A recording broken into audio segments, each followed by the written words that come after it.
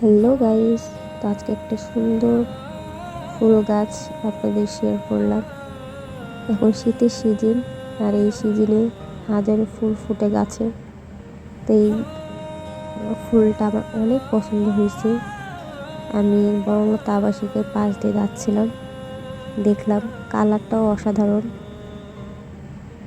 তো এই ফুলটার নাম কি আমি জানি না, বাট ফুলটা আমার অনেক ভালো লাগছে, তা আপনাদের মাঝে শেয়ার করলাম।